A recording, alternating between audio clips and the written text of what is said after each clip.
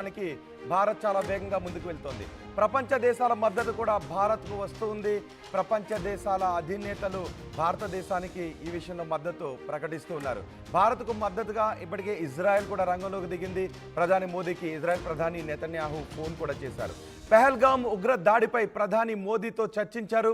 పాక్తో యుద్ధంలో తమ మద్దతు ఉంటుంది అని ఇజ్రాయెల్ భారత్కు వెల్లడించింది. టెర్రరిస్టులను వదిలేదే లేదు అని మోదీ చెప్పిన మాటలతో ప్రపంచ దేశాలన్నీ కూడా మోదీ వెంట నడుస్తూ ఉన్నాయి. పాకిస్తాన్పై ఎటువంటి చర్యలు తీసుకున్నా తమ మద్దతు ఉంటుంది అని భారత్కు మద్దతు ప్రకటిస్తున్న దేశాల సంఖ్య పెరుగుతుంది. టెర్రరిస్టులను వదిలేదే లేదు అని నెతన్యాహు కూడా మోదీకి ఫోన్లో మాట్లాడి చెప్పారు. ఇప్పటికే మోదీకి కాల్ చేసి మాట్లాడారు. అమెరికా అధ్యక్షుడు ట్రంప్ ప్రపంచ దేశాల నుంచి భారత్కు మద్దతు వస్తుంది. ఆయా దేశాధినేతలు ట్వీట్ల రూపంలో కూడా ఎక్స్లో పోస్ట్ చేస్తూ ఉన్నారు తమ మద్దతుని. ఆ విషయాన్ని విదేశాంగ శాఖ అఫీషియల్ ఎక్స్ అకౌంట్లో కూడా పోస్ట్ చేసింది. ఏ దేశాల ప్రతినిధులు, ఏ దేశాల ప్రధానులు, ఏ దేశాల అధినేతలు భారత్ పాకిస్తాన్పై ఉగ్రవాదంపై తీసుకుంటున్న చర్యలకు మద్దతు ప్రకటిస్తుంది. ఇప్పటికే సన్నాహాలన్నీ కూడా చేస్తుంది. యుద్ధ విన్యాసాలు మనం చేస్తూ ఉన్నాం. హై అలర్ట్ కూడా ప్రకటించాం. పాకిస్తాన్పై ఏ క్షణమైన బుద్ధి చెప్పడానికి మన ఆర్మీ రంగంలోకి దిగే అవకాశం ఉంది, మన మిలిటరీ రంగంలోకి దిగే అవకాశం ఉంది.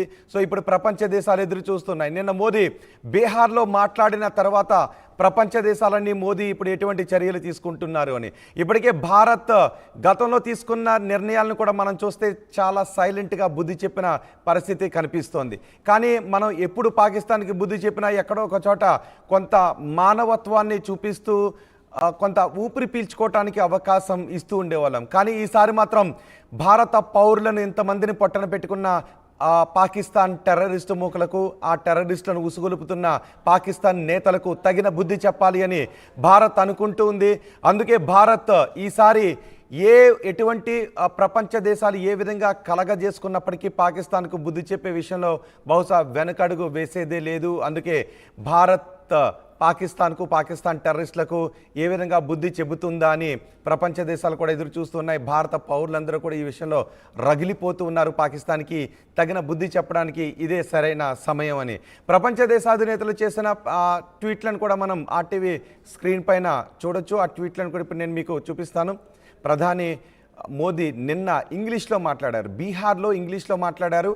మీరు మొదటి బాక్స్లో చూస్తున్నారు. ప్రపంచ దేశాధినేతలు భారత్ తీసుకునే నిర్ణయాలకు సపోర్ట్ తెలియచేస్తూ, అంతేకాదు ఉగ్రమూకలు భారత భూభాగంపై జరిపిన మారణకాండకు నివాళులర్పిస్తూ ప్రపంచ దేశాల ప్రతినిధులు చేసిన ట్వీట్ను కూడా మనం ఆర్టీవీ స్క్రీన్ పైన చూస్తున్నాం.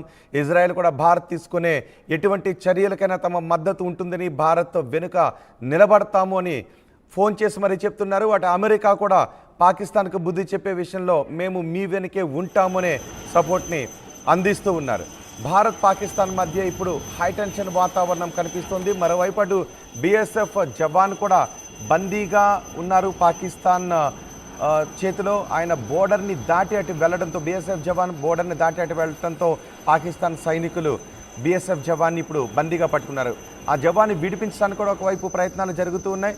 మరొక వైపు పాకిస్తాన్కు టెర్రరిస్టు మూకలను ఉసుగొలిపి భారత్పై దాడికి పాల్పడిన ఘటనలో పాకిస్తాన్కు సరైన బుద్ధి చెప్పాలి అని భారత్ చాలా వేగంగా ముందుకు వెళ్తుంది. ప్రపంచ దేశాల మద్దతును కూడగడుతూ పాకిస్తాన్ను ప్రపంచం ముందు దోషిగా నిలబెట్టి పాకిస్తాన్ను చితక్కొట్టడానికి ఈసారి చాలా వేగంగా ముందుకు వెళ్తుంది. మా ప్రతినిధి మధు ఉన్నారు. భారత్ తీసుకుంటున్న చర్యలకు, ప్రపంచ దేశాల నుంచి వస్తున్న మద్దతుకు సంబంధించిన విషయాలు అందించడానికి మధు, ఏం జరగబోతోంది? ఇక నుంచి ప్రతిరోజు కూడా పాకిస్తాన్కు వెన్నులో వణుకే, పాకిస్తాన్ నిద్రలేని రాత్రులు గడపాల్సే ఉంటుందని అందరూ మాట్లాడుతున్న సమయంలో, ప్రపంచ దేశాల మద్దతు కూడా భారత్కు వస్తున్న సమయంలో భారత్ తీసుకుంటున్న చర్యలు ఏ విధంగా ఉన్నాయి? ప్రపంచ దేశాల మద్దతు మనకి ఏ విధంగా కనిపిస్తోంది? కాశ్మీర్లో, జమ్మూ కాశ్మీర్లో దాడి తర్వాత ఉద్రిక్తతలు పెరిగిపోయాయి. తీవ్ర స్థాయికి చేరుకున్నాయి ఆ ఉద్రిక్తతలు. ఏ క్షణంలోనైనా యుద్ధం ప్రారంభమయ్యే సిచ్యువేషన్ కనిపిస్తా ఉంది. నిన్న ప్రధాని నరేంద్ర మోదీ కూడా హెచ్చరికలు జారీ చేశారు. ప్రపంచంలో ఏ మూల దాక్కున్నా వెతికి మరి ఆ రాక్షసుల్ని మట్టు పెడతాం, మా పైన దాడి చేసినటువంటి వారిని అనేటువంటి స్టేట్మెంట్ ఇచ్చారు. ఎందుకంటే ఆ దాడి కేవలం వ్యక్తుల పైన చేసినటువంటి దాడి కాదు, భారతదేశ ఆత్మ పైన చేసినటువంటి దాడి అంటూ ఆయన చాలా ఘాటుగా మాట్లాడారు. ఇప్పటికే ప్రపంచ దేశాల నుంచి పూర్తి స్థాయిలో మద్దతు ఉంది భారతదేశానికి. దానికి సంబంధించి ఊహకందని రీతిలో ఉగ్రవాదుల్ని శిక్షిస్తామనేటువంటి స్టేట్మెంట్ చేశారు. కాబట్టి ఒక క్లారిటీ ఇచ్చారు. ఇక్కడ ఉన్నటువంటి పాకిస్తాన్ వాళ్ళని వెళ్ళిపోమని చెప్పారు మే 1 వరకు. తర్వాత పాకిస్తాన్ లో ఉన్నటువంటి భారతీయుల్ని తిరిగి సాధ్యమైనంత త్వరగా తిరిగి భారత్ చేరుకోండి అంటూ కూడా సమాచారం ఇచ్చే ప్రయత్నం చేశారు. సో ప్రస్తుతం యుద్ధ మేఘాలు కమ్ముకుంటున్నాయి. ఏ క్షణంలోనైనా యుద్ధం జరిగే సిచ్యువేషన్ ఉంది. ఆల్రెడీ G20 దేశాలకు సంబంధించినటువంటి దాంట్లో కూడా ఆ సమావేశంలో భారత్ పూర్తి స్థాయిగా సమాచారం ఇచ్చింది. దాంట్లో ఉన్నటువంటి అన్ని దేశాలతో పాటు పాకిస్తాన్ తో సన్నిహితంగా ఉండేటువంటి చైనా కూడా పాల్గొనడం కోసం చైనా కూడా దాంట్లో ఉగ్రదాడిని ఖండించింది. G20 దేశాలకు సంబంధించిన దాంట్లో అమెరికా గాని, Russia, Britain, France, Germany, Italy, Japan, Australia, UAE ఈ దేశాలతో పాటు చైనా కూడా మనకు మద్దతు తెలుపుతూ నిర్ణయం తీసుకుంది. ఉగ్ర మూలాలను తుదముట్టించడానికి ఇక ఉగ్రవాదం పైన తీవ్ర పోరాటం చేస్తున్నటువంటి ఇజ్రాయెల్ లాంటి కంట్రీ, ఆ దేశ ప్రధాని నెతన్యాహు కూడా భారత్ కు మద్దతు తెలిపారు. మనం చూసాం ఈ మధ్య కాలంలో హమాస్ చేసినటువంటి దాడిని ఎదుర్కొంటూ గాజా స్ట్రిప్ ని పూర్తి స్థాయిలో నేలమట్టం చేశారు. ఉగ్రవాదులకు నిలువ నీడ లేకుండా చేసినటువంటి సిచ్యువేషన్ మనందరికీ తెలిసింది. ప్రపంచ దేశాల నుంచి ఒత్తిడి ఉన్న ఉగ్రవాదం పైన తీవ్ర పోరాటం చేసింది ఇజ్రాయెల్. సో అదే రకంగా ఉగ్రవాద సంబంధించినటువంటి పోరాటంలో భారత్ కు పూర్తిగా మద్దతు ఉంటామంటూ ఇజ్రాయెల్ దేశ ప్రధాని నెతన్యాహు ప్రకటన చేశారు. దాంతో పాటు అమెరికా అధ్యక్షుడు డొనాల్డ్ ట్రంప్ గతంలోనే చేశారు. భారత్ యుద్ధ పోరాటంలో ఉగ్రవాదం పైన చేసేటువంటి యుద్ధ పోరాటంలో భారత్ కు మద్దతుగా ఉంటామనేటువంటి స్టేట్మెంట్ రష్యా గానీ తర్వాత ఇతర దేశాలన్నీ కూడా భారత్ కు మద్దతుగా ఉన్నటువంటి సిచ్యువేషన్ ఉంది. ఇప్పటికే G20 దేశాలకు సమాచారం ఇచ్చారు. రాఫెల్ యుద్ధ విమానాలు సిద్ధమవుతా ఉన్నాయి. తర్వాత ఈ INS కి సంబంధించినటువంటి విక్రాంత్ యుద్ధ నౌక వెళ్ళింది. దాంతో పాటు INS సూరత్ కూడా మరొక యుద్ధ నౌక పాక్ జలాల వైపు తరలి వెళ్తా ఉన్నటువంటి సిచ్యువేషన్. సో ఈ భారత్ చాలా సీరియస్ గా తీసుకుంది. భారత్ ఆత్మ పైన జరిగినటువంటి దాడిగా చూస్తుంది. గతంలో ఊహించని విధంగా పాకిస్తాన్ ఈసారి తీవ్ర చర్యలు ఎదుర్కోబోతా ఉంది భారత్ నుంచి.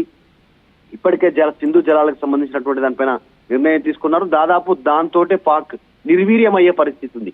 తాగడానికి చుక్క నీరు లేనటువంటి సిచ్యువేషన్ ఏర్పడే పరిస్థితులు ఉన్నాయి. ఇప్పటికి పాకిస్తాన్ కూడా దీనికి అంతే ధీటుగా స్పందించే ప్రయత్నం చేస్తా ఉంది. ఆల్రెడీ మా గగనతలం పైన భారత్ సంబంధించినట్టు విమానాలు వెళ్ళొద్దు అనేటువంటి స్టేట్మెంట్ చేశారు. వాళ్ళు కొన్ని నిర్ణయాలు తీసుకుంటున్నారు. కానీ ఈసారి మోదీ తీసుకునేటువంటి స్టెప్ తో పాక్ విలవిలలాడే సిచ్యువేషన్ ఉంది. ఇప్పటికే ప్రపంచంలో అడుక్కు తింటున్న పాకిస్తాన్ మరింత తీవ్రమైనటువంటి సంక్షోభ దిశగా వెళ్లే పరిస్థితులు కనిపిస్తా ఉన్నాయి. సో డిప్లొమాటిక్ గా చాలా పద్ధతిగా ప్రపంచ దేశాల ముందు పాక్ చేస్తున్నటువంటి దుశ్చర్యలను ఎండగడుతూ రుజువు చేస్తూ పాకిస్తాన్ లో ఉన్నటువంటి ఈ టెర్రరిస్ట్ క్యాంపులు అక్కడ ట్రైనింగ్ చేస్తున్నటువంటి వాటిని అక్రమ ఆయుధాల వరకు సమకూరుస్తున్నటువంటి వారిని ఈ ఉగ్రవాదులకు అడ్డాగా ఉన్నటువంటి పాకిస్తాన్